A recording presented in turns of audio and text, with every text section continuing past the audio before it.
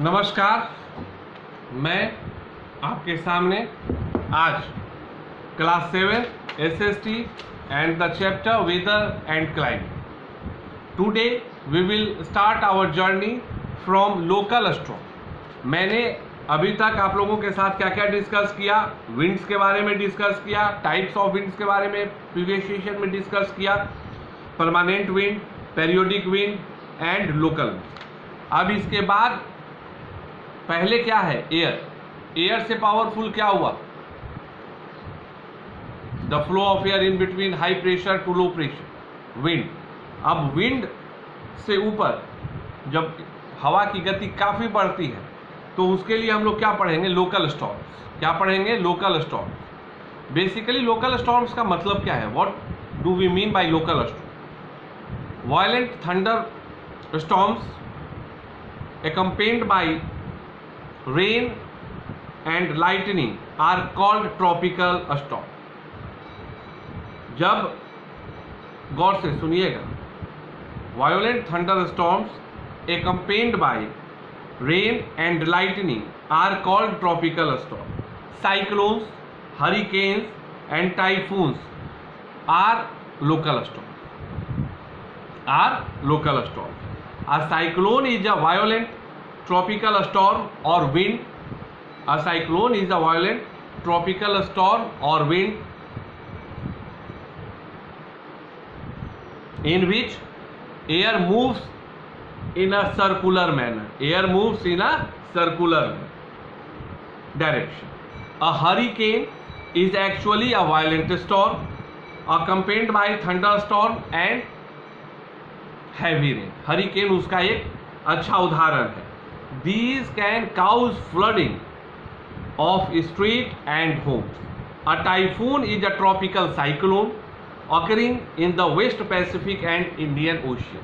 तो सबसे पहले हम लोग समझे, क्या समझे कि भैया ट्रॉपिकल स्टॉर्म का परिभाषा क्या है, what do we mean by tropical storm, और उसके बाद फिर उसके अंदर साइक्लोन के विषय में भी हमने चर्चा किया, और उसके बाद उसी के एक जो नाम है हरिकेन के विषय में चर्चा किया।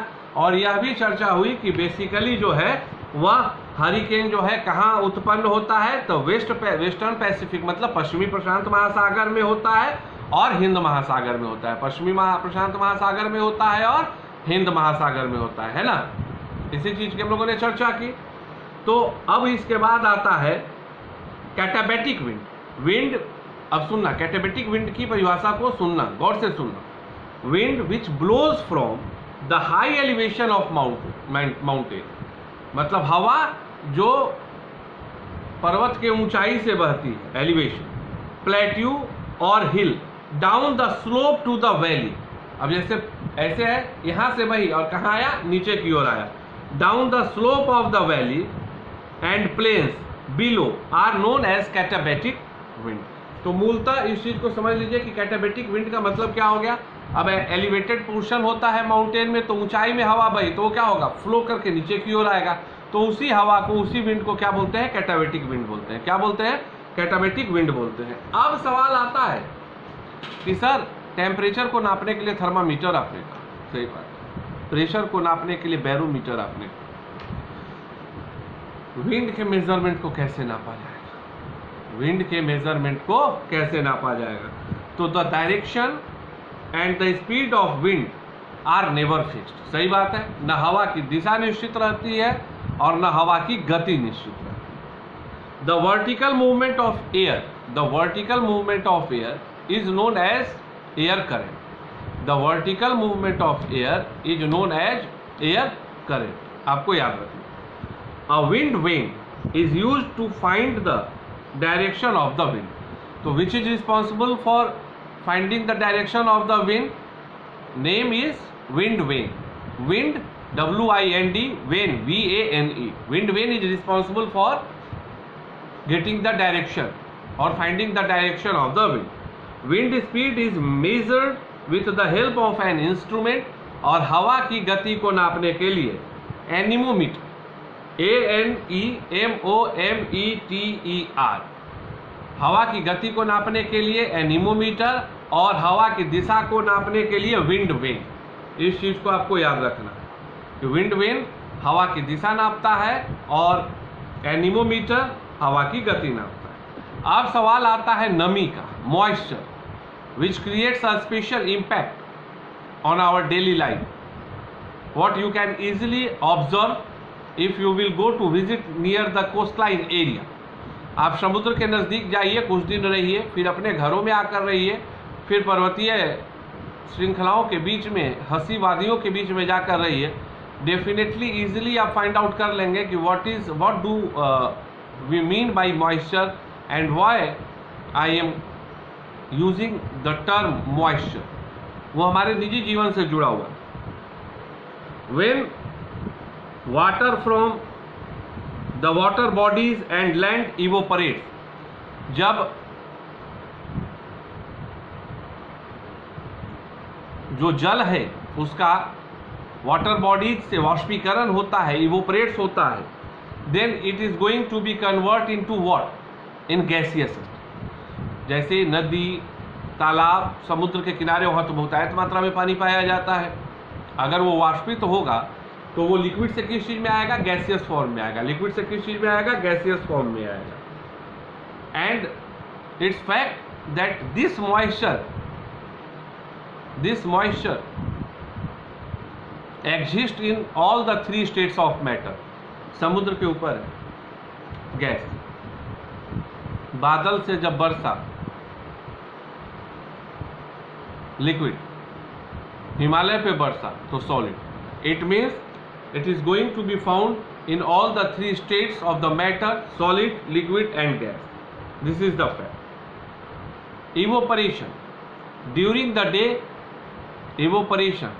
The day water bodies on the earth absorb heat and some of the water, वो गर्मी को, ताप को अपने अंदर समावेशित करता है। And some of the water, ऐसा तो है नहीं कि पूरा समुद्र सूख जाता है, water changes into water vapour, some of the water changes into water vapour and goes into the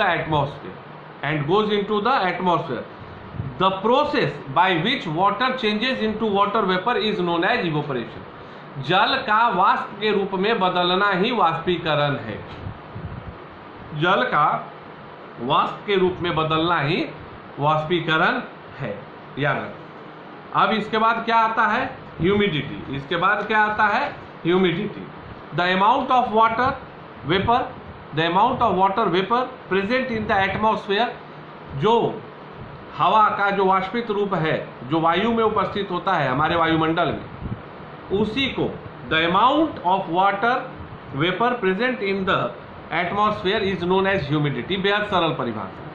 और वही ह्यूमिडिटी जहाँ यह जो पानी के वाष्प हैं ज़्यादा रहते हैं, जैसे समुद्र के किनारे तो ह्यूमिडिटी ज़्यादा होती है, जहाँ कम होते हैं वहाँ कम होती है।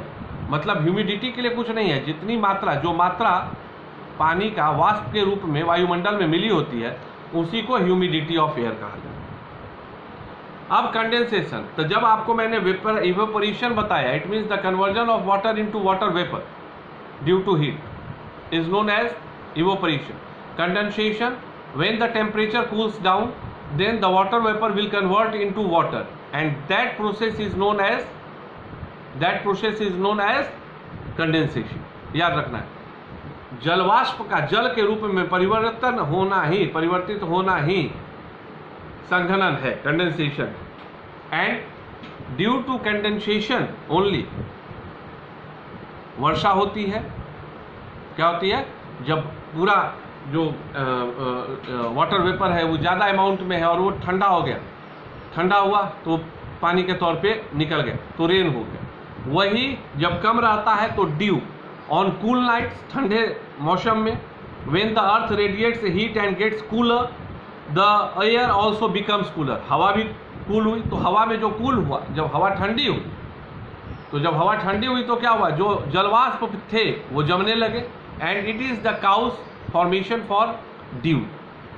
Fog and mist, when the water vapor in the atmosphere condenses, obstructing visibility, जब आपको एकदम घना हो, वह परिस्थिति जब जो एयर वेपर है, वाटर वेपर है वायुमंडल में, वो बेस्ड है और वो काफ़ी ठंडा होगा तो क्या होगा, वो जम जाएगा। जमने के बाद क्या होगा, वो हमारे आसपास में रहेगा और जिसके कारण क्या होगा, हमारी विजिबिलिटी बाधित हो जाएगी। तो जो वो परिस्थिति का निर्माण होता है उसको क्या बोलते हैं, फॉग बोलते हैं या मिस्ट बोलते हैं। अब frost, during the winter nights when the temperature becomes very low, the water vapour converts into tiny crystal, the water vapour converts into tiny crystal of ice which can be seen on the grass and plant, it is called frost. पाला, Frost का मतलब पाला, एक line में समझ लें। Frost का मतलब क्या होता है, पाला होता है, इस चीज को समझ लें। In my next session we will study about precipitation. Thank you.